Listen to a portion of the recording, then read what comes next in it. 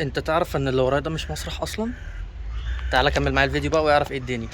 بص يا سيدي، مسرح الروماني ده واحد من اهم الاثار الموجوده في اسكندريه، وده الوحيد من نوعه في مصر، وتم اكتشافه بالصدفه لما البعثة الهولندية سنة 1960 كانوا بيدوروا على مقبرة الإسكندر، فهم بيشيلوا التراب لقوا المسرح الروماني. واحنا الحمد لله الصدفة بتعمل معانا معجزات، يعني مرة اكتشفت مقبرة مش وقافة، ومرة تانية اكتشفت المسرح الروماني. والمسرح معمول على شكل حدوة الحصان أو حرف يو كده، وكان بيتكون من 16 صف أول ما اتبنى، بس في عصر من العصور حصل زلزال فبقى 13 صف، وأول صف معمول من الجرانيت الوردي عشان الصلابة بتاعته، وبقية الصفوف معمولة من الرخام، وفي 5 مقصورات فوق ما فاضلش منهم غير 2 بس، وهو بيتسع لحوالي 600 شخص. وانت هناك هتشوف ارقام وحروف زي اللي انتوا شايفينها دي. الحاجات دي كانت بتستخدم عشان تنظيم لعمليه الجلوس كده، اللي هو زي رقم الكرسي دلوقتي. والمسرح الروماني مر عليه 3 عصور: العصر الروماني، العصر البيزنطي، العصر الاسلامي، وفي كل عصر استخدموه بطريقه مختلفه. بص، قبل ما اقول لك بقى استخداماته في كل عصر هفهمك حاجه. اول ما اكتشفناه كان في اختلافات عن استخداماته، وده بسبب حاجه، ان الشكل بتاع المسرح ده اللي هو حدوه الحصان او حرف اليو مختلف عن المسارح اللي احنا عارفينها عن الرومان. فاحنا الحاجات المشهوره اللي احنا عارفينها اللي هم الثياتر اللي هو بيبقى على نص دايره، او الانف ثياتر اللي هو بيبقى كامل، وده زي الكولوسيوم اللي في روما. لكن التصميم ده مختلف عن الاثنين التانيين عشان ده اسمه اوديون. الاوديون ده كانوا بيستخدموه الرومان عشان يسمعوا الموسيقى، كان في قبب كده من فوق كانوا بيستخدموها عشان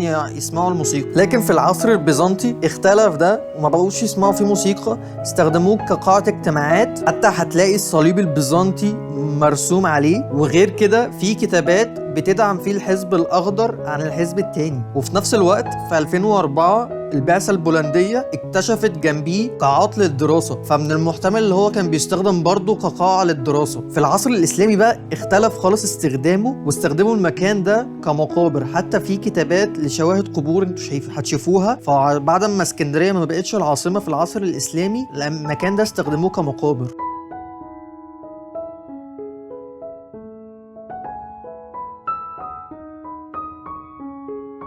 وبس كده خلصنا المسرح الروماني. اي حد يجي اسكندريه لازم يجي يتفرج على المسرح الروماني. اشوفكم في فيديوهات تانية كتير.